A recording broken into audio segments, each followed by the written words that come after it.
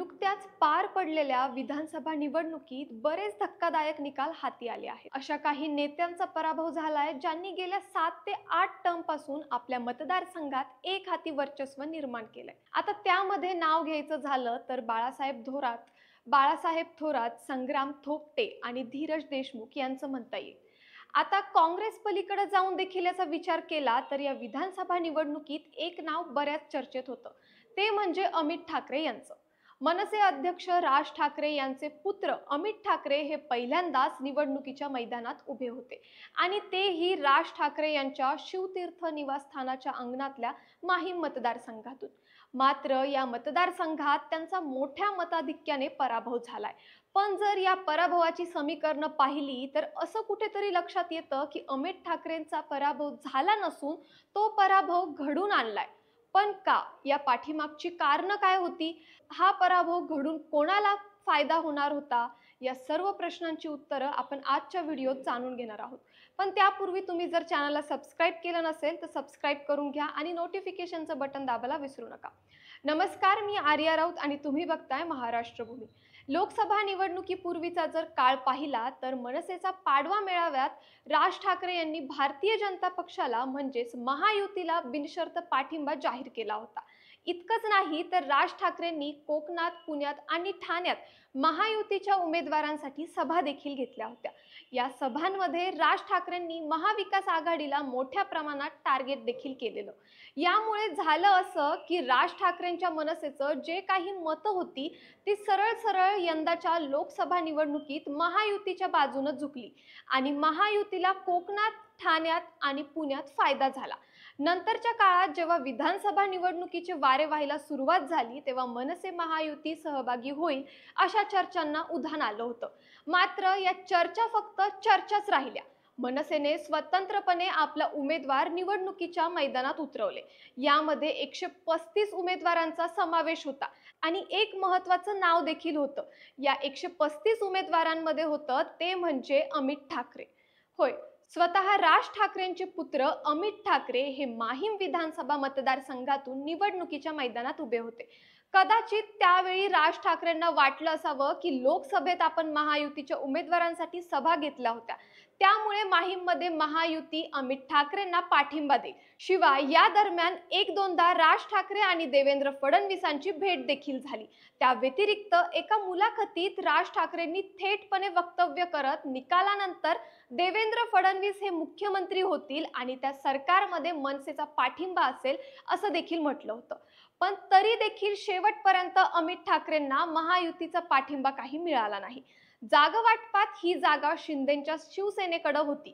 तिथं सदा सरवणकर हे विद्यमान आमदार असल्यामुळे त्यांना तिकीट जाहीर देखील झालं होतं आणि सरवणकर हे अमित ठाकरेंसाठी माघार घ्यायला तयार नव्हते।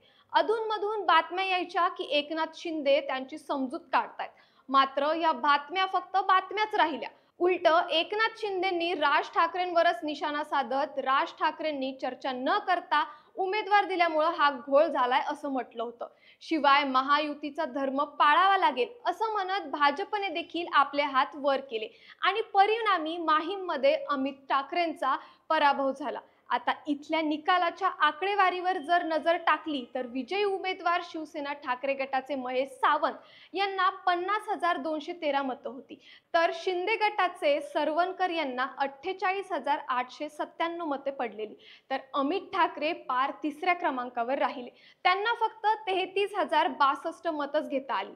पण प्रश्न उपस्थित झाला की लोकसभेला राज ठाकरेंनी ज्या एकनाथ शिंदेच्या मुलासाठी कल्याणमध्ये जाऊन सभा घेतली होती ते एकनाथ शिंदे राज ठाकरेच्या मुलासाठी आपला उमेदवारीचा अर्ज का मागे घेऊ शकले नाहीत?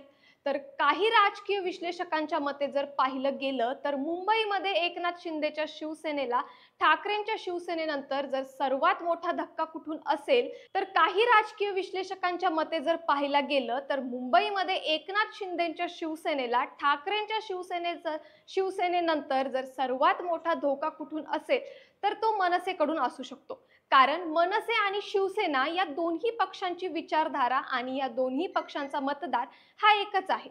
त्यामुळे एकनाथ शिंदेंच्या शिवसेनेला विरोधकांकडून बॅलन्स करण्यासाठी ठाकरे गट आणि महायुतीत बॅलन्स करण्यासाठी मनसे असे दोन स्पर्धक तयार झाले असते। त्याशिवाय महायुतीसोबत ठाकरे नाव आलं असतं तर शिंदेची ब्रँड व्हॅल्यू जी गेल्या 2.5 वर्षात उंचावली आहे तिला देखील धोका निर्माण झाला असता. तसंच जर पाहायला गेलं तर निवडणुकीपूर्वी राज ठाकरे हे वारंवार म्हणत होते की देवेंद्र फडणवीस हे मुख्यमंत्री होतील आणि त्यासाठी मनसेचा देखील पाठिंबा असेल.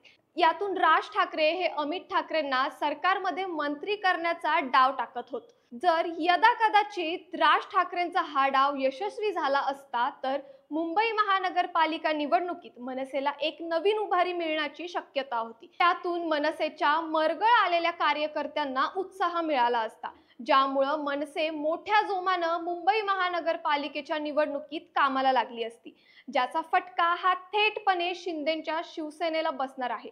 म्हणजे मुंबई महानगरपालिकेची निवडणूक मनसेनं महायुती म्हणून लढवली असती तर जागा वाटपात शिवसेना शिंदे गटाला तडजोड करावी लागली असती. तर मनसे स्वतंत्रपणे लढली असती तर शिंदे गट आणि मनसेचा मतदार एक असल्यामुळं त्याचा फटका शिंदे गटाला बसला असता. त्यामुळे एकनाथ शिंदेंनी हा संभाव्य धोका ओळखला आणि मनसे स्पर्धेत येण्या अगोदरच अमित ठाकरेंचा गेम केला असावा. यावर तुमची प्रतिक्रिया काय आम्हाला कमेंट्समध्ये नक्की कळवा. धन्यवाद.